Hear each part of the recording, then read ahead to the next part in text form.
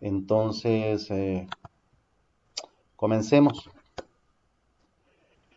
Pues bien, muy buenos días tengan todos ustedes esta bella mañana de domingo 19 de abril del año 2020, transmitiendo por todas las frecuencias a nivel nacional de Radio América y transmitiendo por Facebook Live. Les agradecemos muchísimo su sintonía a toda la gente que está ahí pendiente con su radio, con sus medios de comunicación, con el Internet, a partir del hecho de poder aprender un poco más, escuchar historias de éxito y, por supuesto, estar muy al tanto y muy de acorde con este tema del emprendimiento, con este tema de las regulaciones, Hola, este tema legal y el COVID-19.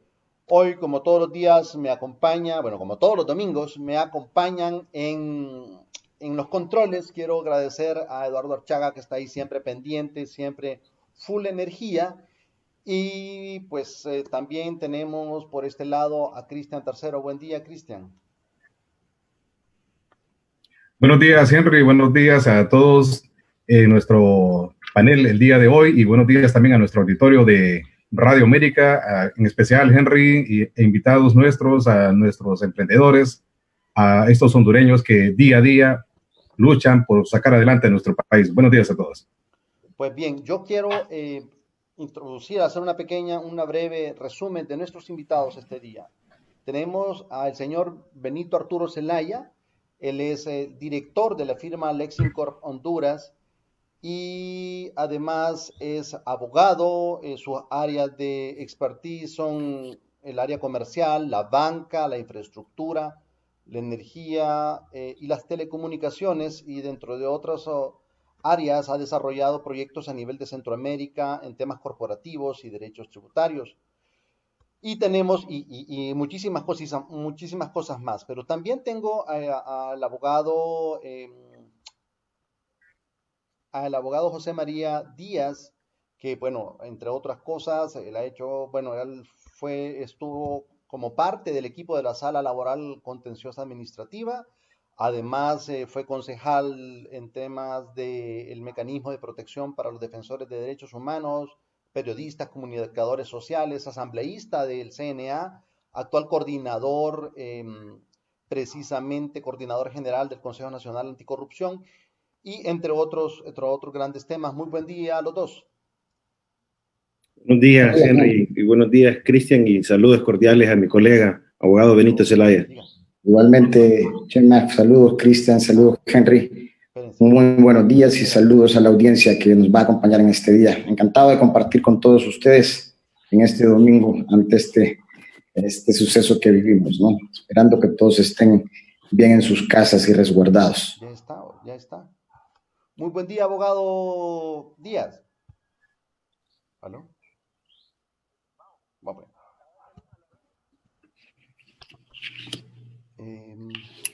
abogado Chema. Hola, hola. Hola, lo escucho Henry. Pues bueno, empecemos esta actividad, esta acción. Hay muchísima duda, incertidumbre. De por sí ya el COVID nos traía un tema de estar en casa, de qué hacer el siguiente día, de cómo, bueno, tantas cosas, ¿verdad? Pero, ¿qué le interesa a un emprendedor, por ejemplo, para saber qué va a suceder, si no saber, para medio generar escenarios que le permitan salir adelante? En general, ¿qué le interesa, digamos, a la ciudadanía que está pendiente de esto? Bueno, posiblemente que la operación se encuentre en debida forma legal, en debida forma operativa y debida forma financiera, pero estos aspectos definitivamente han sido afectados por el COVID-19. Por tanto, queremos conocer de ustedes dos, que son especialistas tanto en temas laborales como en temas corporativos, tributarios, e inclusive lo relacionado hasta los derechos humanos, si queremos, ¿verdad? Eh, yo no soy especialista, ni tampoco Cristian, pero estoy seguro de que ustedes nos pueden aclarar todas esas dudas, todas estas iniciativas que el Estado ha iniciado para tratar de proteger o mantener el tema de la cuestión de empresas en Honduras? ¿Cómo podemos comenzar con una introducción para los emprendedores? Sí, bueno, muchísimas gracias, Henry. Un gusto volverlo a ver. Nos habíamos conocido hace unos años antes que yo me desempeñara como presidente del Colegio de Abogados, cuando el abogado Benito me hizo la invitación de participar con ustedes en este programa de emprendedores. Obviamente no dudé en aceptarlo y lo felicito por este programa porque de alguna forma orienta a la ciudadanía y en estos momentos eso es lo que ocupamos, no solo solidaridad, sino que también hay una producción masiva de información legislativa, una serie de decretos, ya llevamos más de 20 PCMs y los abogados tenemos que estar al tanto y llevarle prácticamente la pista. Pero yo creo que hoy en día estamos en un punto de inflexión donde hemos visto que la economía prácticamente se ha visto altamente lesionada por el COVID-2019 y estamos en un profundo tiempo de análisis en prácticamente pronosticar qué nos va a salir mejor, si la medicina o la enfermedad, ¿verdad? Pareciera ser que los países modernos no pueden vivir sin su economía activa y al final de cuentas el COVID-2019 nos tiene casi en una especie de arresto domiciliario, ¿verdad? Cosas que solo habíamos visto en el Código Penal, en el Código Procesal Penal. Hoy ya toda la ciudadanía ha experimentado lo que significa un arresto domiciliario y estamos viendo una economía contraída no solo a nivel de Honduras, sino que a nivel mundial. Entonces, tener una varita mágica y prácticamente poder tomar decisiones que puedan a futuro realmente darle al pueblo hondureño y al mundo entero una solución es muy difícil. Yo creo que esta crisis también nos ha ayudado muchísimo en reflexionar cuando escojamos gobernantes. Yo creo que a nivel mundial lo que se está viendo en tela de juego es el liderazgo de los gobernantes y sus equipos de trabajo y gobernantes que toman o que puedan tomar las mejores decisiones. Pero concretamente en el aspecto jurídico, Henry y Cristian, nosotros estamos viendo aquí prácticamente un efecto de bola de nieve, una cuestión que empezó con un simple PCM el 05-2020, ya ahora tenemos alrededor de 20 PCM, 2 decretos legislativos y sabemos que hay bastantes hondureños que todavía están averiguando qué es un PCM, porque el estado de sitio se declara en un PCM, se restringen las garantías constitucionales en un PCM y esta palabra de PCM como que se ha puesto muy de moda y pareciera ser que hasta ahorita en este gobierno se escucha tanto hablar de los PCM. Lo cierto es que los PCM nacen con la Ley General de la Administración Pública aprobada por José Simón Azcona Hoyo en 1986, pero es hasta el gobierno del doctor Carlos Roberto Reina, abogado, por cierto, que se empiezan a utilizar los PCM y los PCM no son más que las decisiones del presidente de la República en Consejo de Ministros. Llevan su respectiva numeración de acuerdo a cómo son emitidos y al año que son emitidos. Y lo que estamos viendo con la declaración del estado de sitio es por primera vez en la historia de los toques de queda, por decirles algo, modernos o recientes que nosotros hemos experimentado. Por primera vez el presidente lo hace en Consejo de Ministros, tal como lo contempla el artículo 247, numeral 7 constitucional, y el 187 de la Constitución de la República. Obviamente es posteriormente avalado por el Congreso Nacional de la República en esos 2 decretos legislativos que ha emitido, principalmente el 33-2020, donde en su exposición de motivos o en los considerandos avala la decisión del presidente de la República en Consejo de Ministros de declarar en estado de sitio.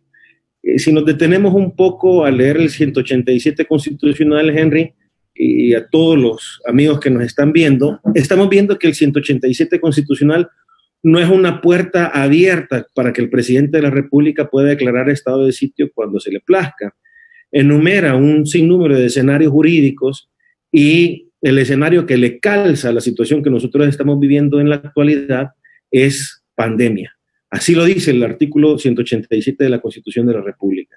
El presidente puede declarar estado de sitio en situaciones de pandemia y eso es lo que hemos visto nosotros y eso es lo que ha generado una serie de producción legislativa y ejecutiva de decretos de ambas gamas y que nos tiene a todos los abogados y obviamente a los emprendedores prácticamente estudiando toda la semana porque regula bastante la empresa. Estos PCMs están más que todo encaminados a regular el funcionamiento de la empresa, a tratar de que la economía subsista y obviamente a que no se pierdan un sinnúmero de empleos.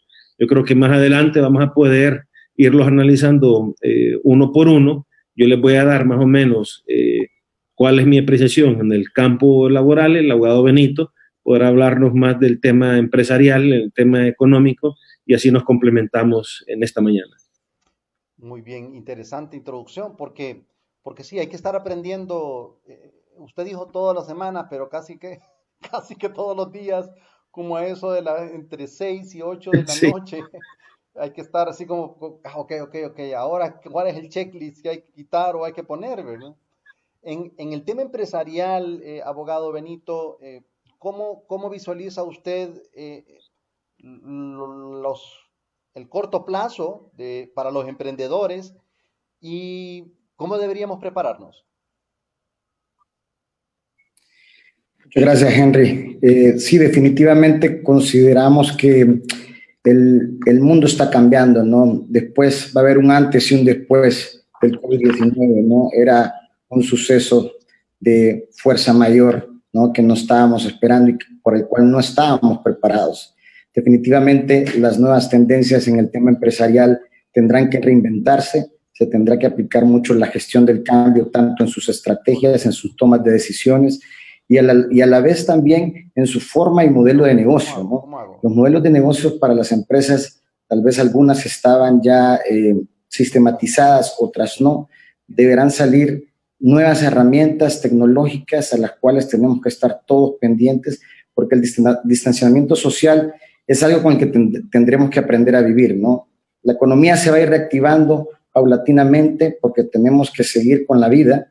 Y esto es un tema que se está escuchando mucho y como decía el abogado Díaz, en el mundo ni los mejores, ni los grandes países, ni los mejores líderes han podido realmente llevar a cabalidad, pues, cómo reaccionar a esta medida, ¿no? A esta situación que es una situación de fuerza mayor. Definitivamente las empresas tendrán que ir adaptándose en 4 puntos. 1, la gestión del cambio, tener una visión a largo plazo de cómo va a ser el modelo nuevo de su negocio, adaptarse a las tecnologías de información en sistemas para poder tener acceso a todas las necesidades o a sus productos o a lo que puedan vender, ¿verdad? Y los emprendedores definitivamente creo yo que de las crisis se puede sacar una oportunidad, ¿no?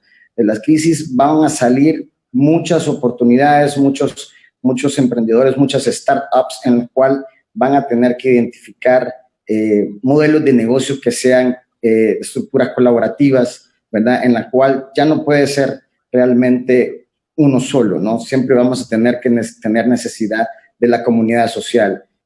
Nos ha dejado una enseñanza y nos está dejando una enseñanza el COVID-19 en relación a que hemos vuelto a las bases, ¿no? En los webinars internacionales, en los periódicos internacionales, se habla mucho de un nuevo orden, ¿no? Un nuevo orden mundial en el cual ahora pues se van a tener que utilizar mucho pues, la comunidad social a través de las estructuras colaborativas.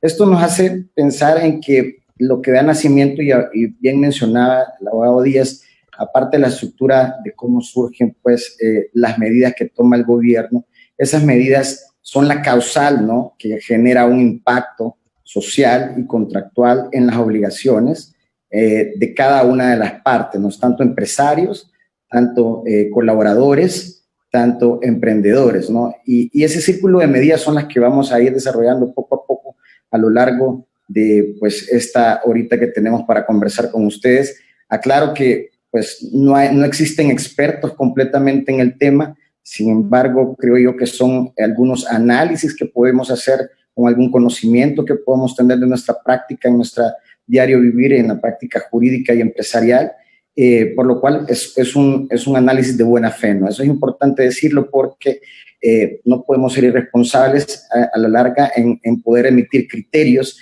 que de repente pues, son muy particulares y hay mucho análisis en esto, ¿no? Nadie ha tenido, pues todavía nadie tiene la verdad completa, ¿no? Como dicen. Muchas gracias, encantado de pues compartir con todos ustedes nuevamente. Gracias, gracias.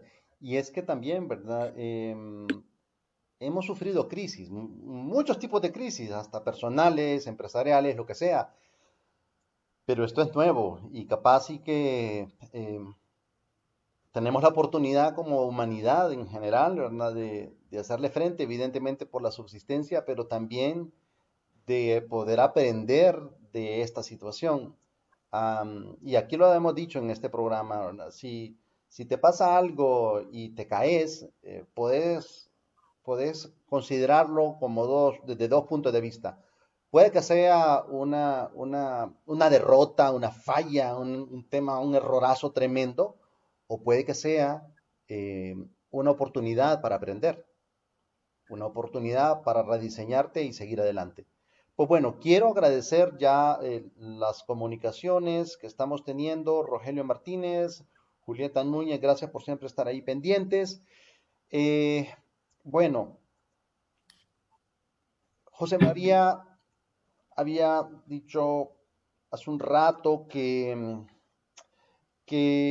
están todas estas iniciativas del gobierno, o yo no sé cómo llamarles, ¿verdad? Pero entonces, ¿por qué camino? ¿Cuál es el camino que legalmente debería tener un emprendedor, por ejemplo, frente al SAR, el SAR, me disculpo, el SAR, y frente a las otras instituciones del Estado que operan, que cooperan en el tú a tú con los emprendedores y con los empresarios? Sí, bueno, interesante pregunta y prácticamente a eso van orientados los PCMs. Los PCMs inicialmente, Henry y Christian, prácticamente regulan la emergencia sanitaria. Su nacimiento es por declarar un estado de emergencia sanitaria. Uh-huh. Y si nosotros analizamos el PCM, el primero, el 005-2020, estaba más enfocado en el dengue que en el COVID-19. Solo en un tan solo artículo menciona el COVID-19 y por eso necesariamente entra una reforma a ese PCM en un segundo PCM, ahorita se me escapa el nombre, pero prácticamente reforma ese PCM que declara el estado de emergencia sanitaria y ya se enfoca más y le da más prioridad a lo que es el COVID-2019. Y obviamente nosotros vamos a partir prácticamente, Cristian, analizando los artículos constitucionales que suspende el estado de sitio. Porque de ahí va a ser nuestra génesis para poder decirle al empresario cuál es nuestro campo de acción. Porque si tenemos un límite de acción sobre nuestros derechos constitucionales, no podemos decirle a la clase emprendedora y a los empresarios tienen campo abierto para poder actuar. Hay una revocación de nuestros derechos constitucionales a causa del estado de sitio. Y la Constitución es sabia porque prácticamente le dice al presidente de la República, ok, tú tienes estas facultades en el 245, numeral 7, pero no me vas a poder suspender estas garantías constitucionales, vas a poder suspender estas, pero no todas. Entonces, ¿a cuáles me estoy refiriendo? Prácticamente son los derechos individuales, que si nosotros leemos prácticamente 1, 2, 3, 4, 5, 6, 7, el octavo considerando del decreto legislativo del 33-2020, aquí avala la declaración de estado de sitio en el PCM del Poder Ejecutivo y dice que las garantías constitucionales que están suprimidas prácticamente es el artículo 69 constitucional, 78, 81, 84, 99 y 103. Ahora, Cristian, rápidamente solo quiero hacer referencia a esos artículos porque de esos artículos nosotros no podemos hacer uso a ellos. Entonces, el 69 es el principal. La libertad personal es inviolable. y solo con arreglo a las leyes podrá ser restringida o suspendida temporalmente. Primer artículo. Nosotros no estamos gozando de ese derecho individual en estos momentos. 78. ¿Qué nos dice el 78? Se garantizan las libertades de asociación y de reunión, siempre que no sean contrarias al orden público y a las buenas costumbres. Por eso es precisamente que no podemos ir a los supermercados, no podemos ir a los malls, porque tenemos restringida esta garantía constitucional. El 81, toda persona tiene derecho a circular libremente. En estos momentos no podemos, no tenemos derecho a la libre circulación porque está suspendido nuestro derecho a la libre circulación. Artículo 84, nadie podrá ser arrestado o detenido sino en virtud de mandato escrito de autoridad competente. Esto ahorita, la autoridad tiene todas las facultades para poder aprender a un ciudadano sin un debido proceso porque el artículo 84 ahorita está suspendido. El 99, el domicilio es inviolable. O sea que si nosotros cometemos un crimen, nos metemos a una casa, prácticamente se puede hacer un allanamiento sin necesidad de una orden de allanamiento de un juez competente. Y el 103 constitucional, que es el que más está relacionado con el tema del día de hoy, el Estado reconoce, fomenta y garantiza la propiedad privada en su más amplio concepto de función social. ¿Qué pasa? Entonces tenemos restringida el derecho a la propiedad privada por este estado de emergencia. ¿Qué significa esto? Que si, por ejemplo, un hospital con una inversión o con un capital privado ha estado operando, pero ahorita con esta restricción constitucional a la propiedad privada, en vista de una necesidad sanitaria, perfectamente el gobierno de la República puede hacer uso de ese hospital o de esas instalaciones para darle frente a ese estado de emergencia. Entonces, esos son los derechos constitucionales que tenemos restringidos. Y hay otro PCM más adelante que lo vamos a comentar, que prácticamente habla específicamente de las actividades comerciales, habla específicamente del comercio. Entonces, los decretos legislativos surgen y nacen a causa de los PCM. Primero salen los PCMs, pero obviamente como la Constitución de la República le dice al Congreso Nacional que una vez que el presidente de la República declara el estado de sitio, necesariamente el Congreso Nacional tiene que avalar esa decisión, tiene que aprobarla. Entonces, con los decretos legislativos, para superar toda esta crisis que ha metido el Poder Legislativo, prácticamente le ha dado luz verde a lo que ha hecho el Poder Ejecutivo y es primera vez, aunque no lo crean, que un estado de sitio está siendo respaldado por dos poderes del Estado como está enmarcado en la Constitución de la República. Los otros estados de sitio o los toques de queda, como comúnmente se les conoce, solo habían sido declarados por la persona que estaba ejerciendo el poder en la rama ejecutiva, y esta vez sí tenemos una consonancia o una armonía entre ambos poderes del Estado, tal y como manda la Constitución de la República. Un aspecto bastante importante que creo yo que conviene en este momento comenzar a esbozar, y se refiere a la problemática que envuelve a los pequeños, medianos, micro, pequeños y medianos empresarios, abogados. Seguramente que los empresarios se están preguntando en este momento, ¿qué va a pasar, por ejemplo, con esa situación que nosotros tenemos en nuestro flujo de efectivo?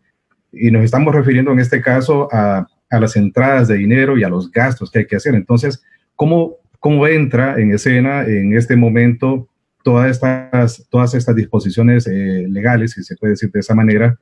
Es decir, ¿cómo va a afectar al empresariado? ¿En qué sentidos? Por ejemplo, ¿cómo hago yo para poder mantener mi nómina de empleados? Hay mucha preocupación en este momento.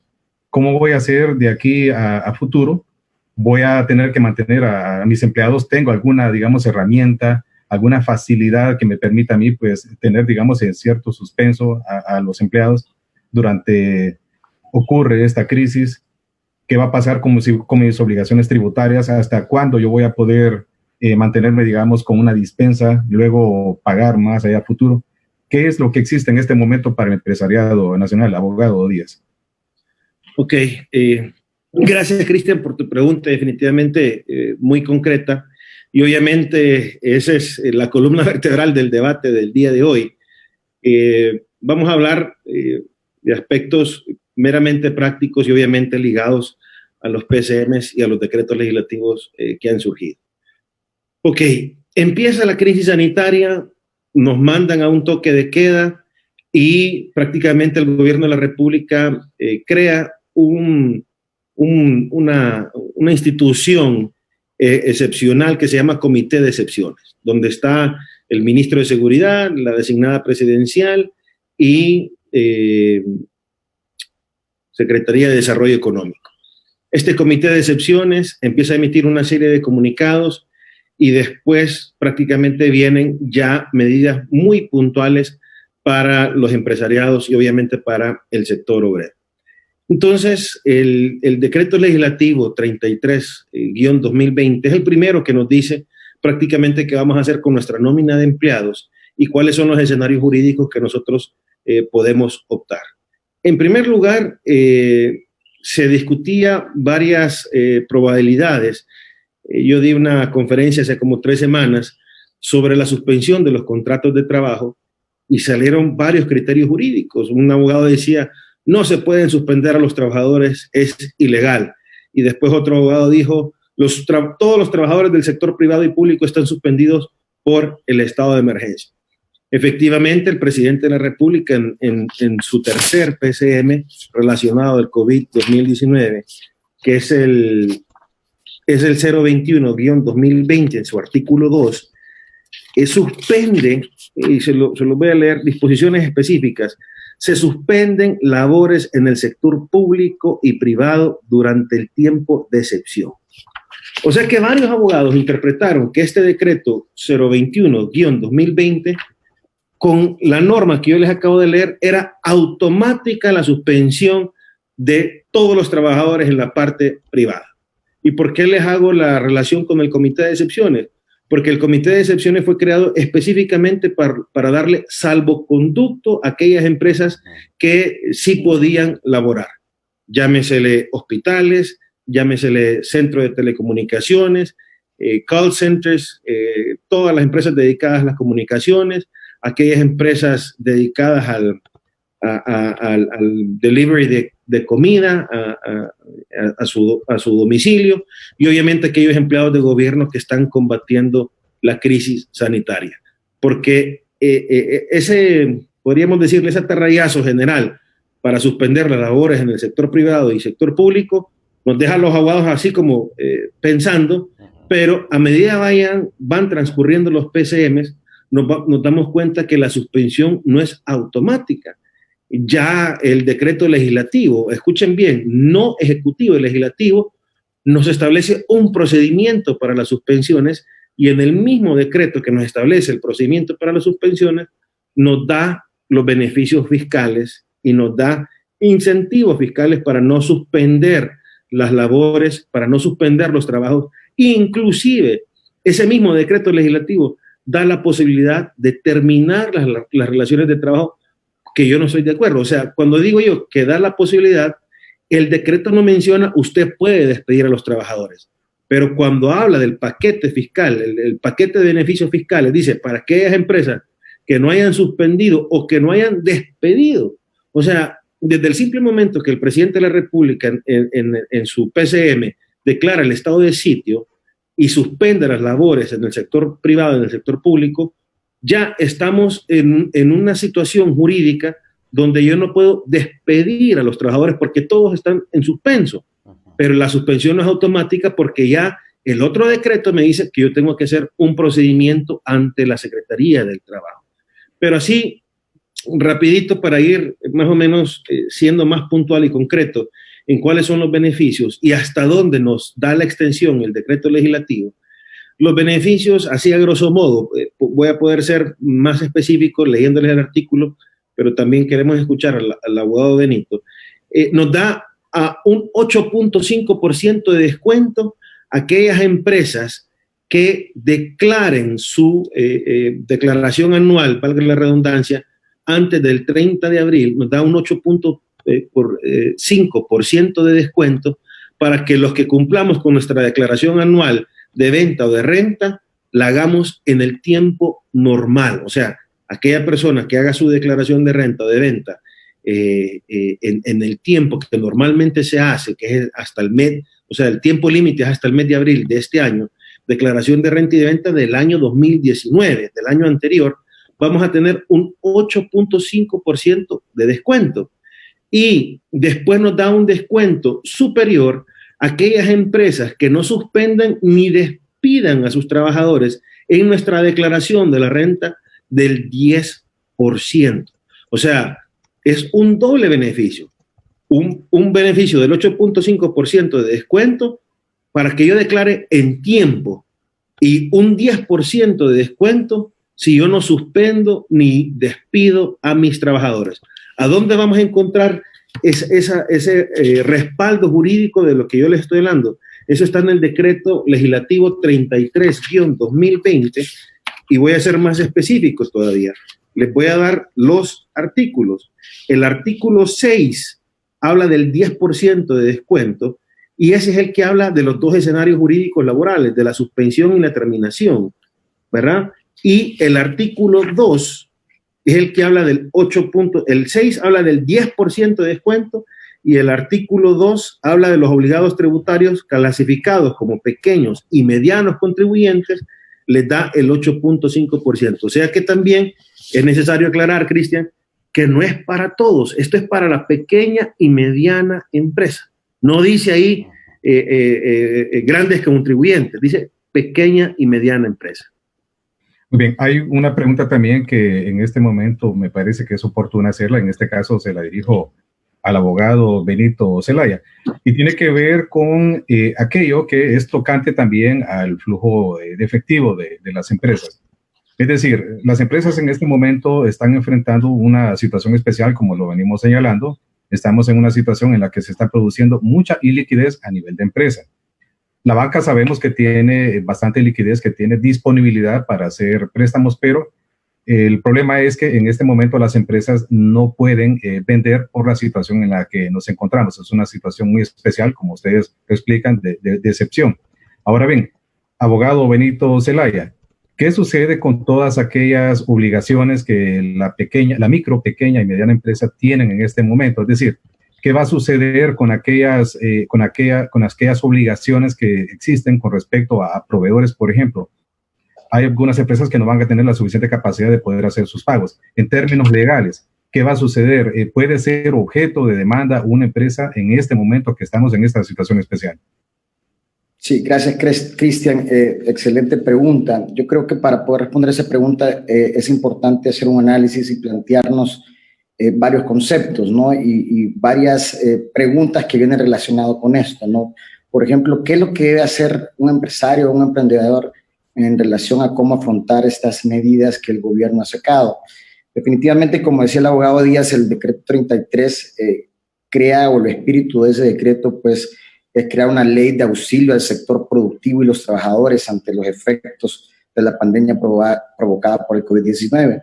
Y en su primera capi, desde el artículo 1 hasta el artículo 7, habla sobre las medidas tributarias, ¿no? El espíritu de la ley lo que quiere es hacer una medida de alivio, ¿verdad?, en el sector empresarial, pequeños y medianos empresarios, como dice. Sin embargo, en el artículo 7 no hace una diferenciación cuando habla en la prórroga de los plazos.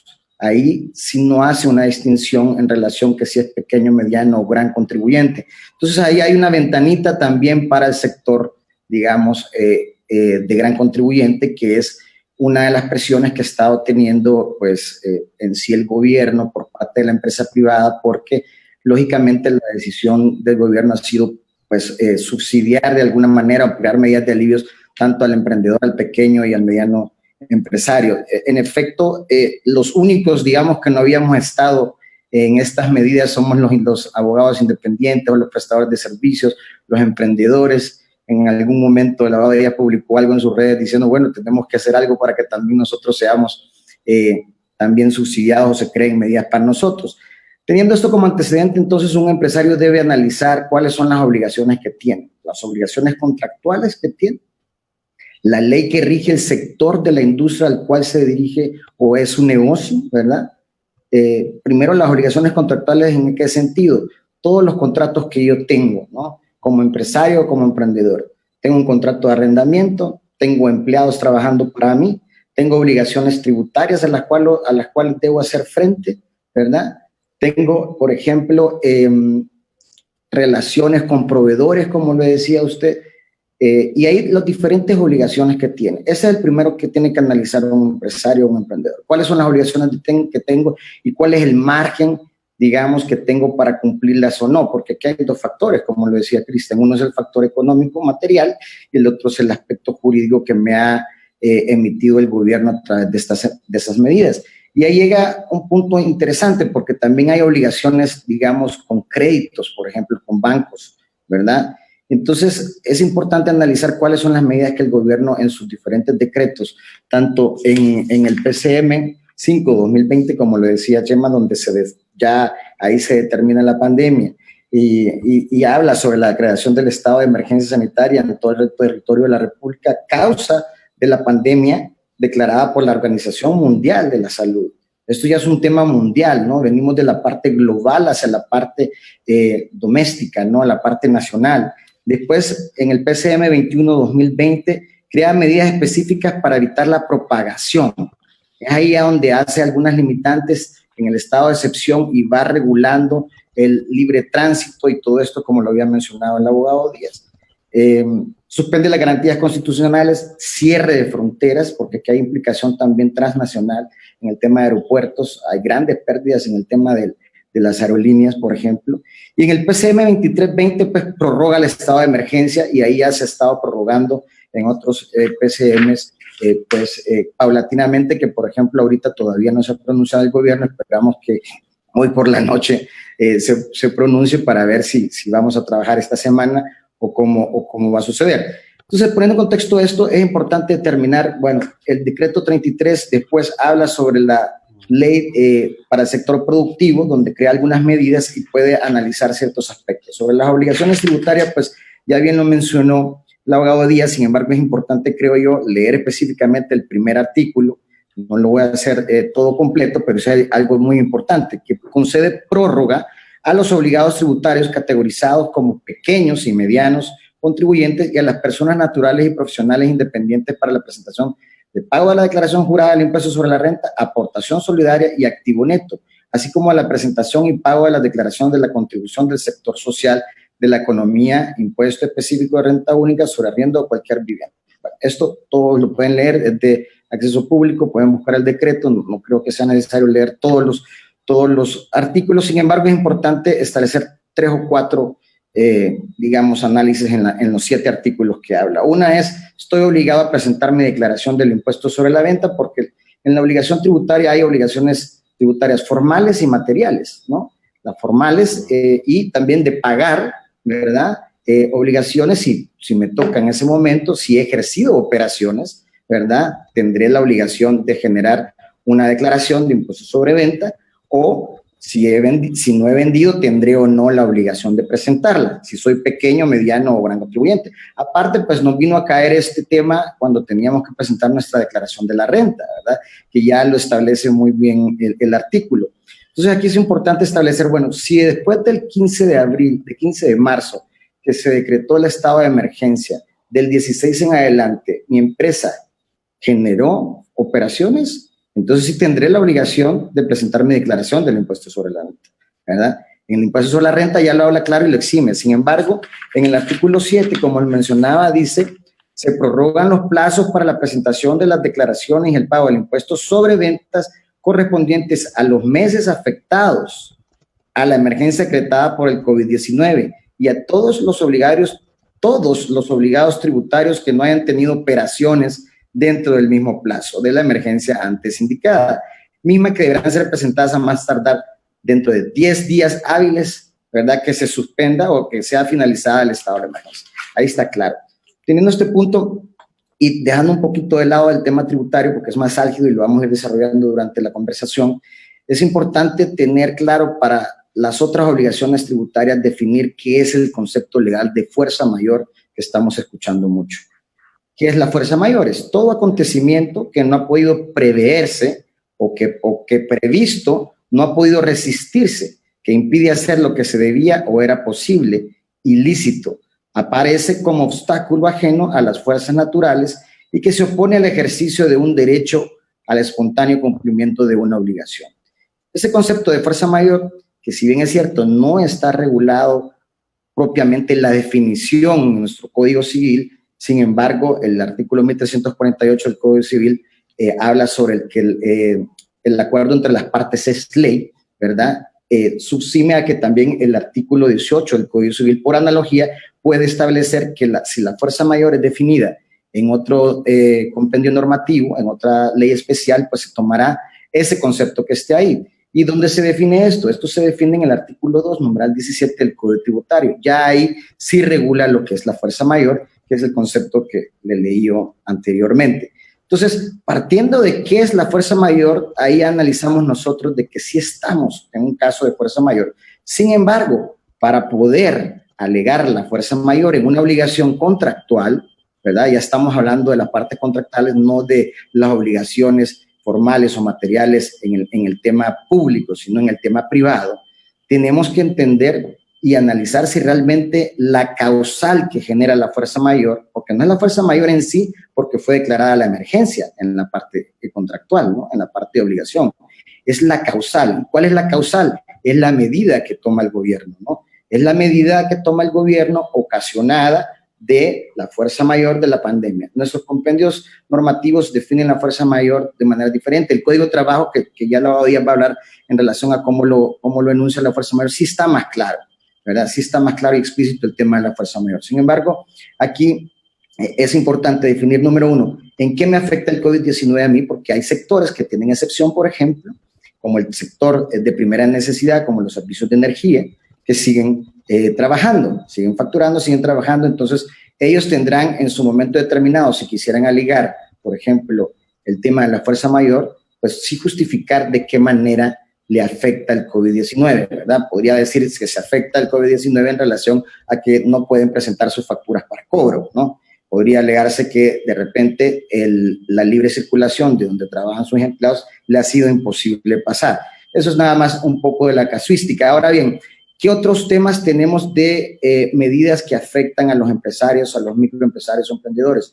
En el sector bancario, ¿qué medidas ha tomado el gobierno en el sector bancario? Sin embargo, los PCMs no hablan concretamente de medidas, sino que hacen sugerencias. Nuestro gobierno ha sido conservador, lógicamente, en las medidas que ha tomado a mi criterio en relación a que también no se puede afectar pues, a todas las empresas, ¿no? Aquí todos tenemos una contingencia y consecuencias de lo que está sucediendo. Y me parece que la empresa privada también ha colaborado en todos los sectores en relación a que a través de la CNBS, ya cuando habilita a todas las instituciones reguladoras, supervisoras en los sectores regulados, pues ha emitido una circular en la que sugiere, ¿verdad?, a todas las entidades financieras que tengan créditos con sus clientes puedan dar un alivio, ¿verdad?, de la medida de 60, 90 días, ¿verdad?, para poder diferir el pago. Esto no es que no va a pagar, ¿verdad?, sino que esto es para poder diferir el pago y de acuerdo a la política del banco, ¿verdad?, va a trasladar estos pagos, pues lo que va a hacer es correr un poco el plazo, ¿verdad?, correr un poco el plazo. Otra de las preguntas importantes que nos hacemos o se hacen los empresarios y nos han consultado es, ¿qué pasa con los plazos, no? Ya en el decreto, pues sí habla claramente de la suspensión de los plazos, ¿verdad? En relación a que se corren todos los plazos y se declararán como inhábiles en este momento porque hay un estado de suspensión, hay un estado de suspensión de todo esto. Mucha gente pregunta, bueno, si yo tenía que sacar un documento o entregar una solicitud o cumplir con un plazo procesal o cumplir con un plazo administrativo, ¿cuándo lo voy a hacer si no podemos presentar? Esto es muy interesante porque otra de las medidas que ya el gobierno está trabajando es en el tema de gobierno digital, ¿no? El gobierno digital, como lo mencioné al inicio, es algo a lo que todos los empresarios, tanto empresa pública como privada, pues deben de ir ya metiéndose en este sistema. ¿Qué está queriendo hacer el gobierno a través del gobierno digital? Pues estableciendo una plataforma digital para poder tener accesos, ¿verdad?, a presentar solicitudes,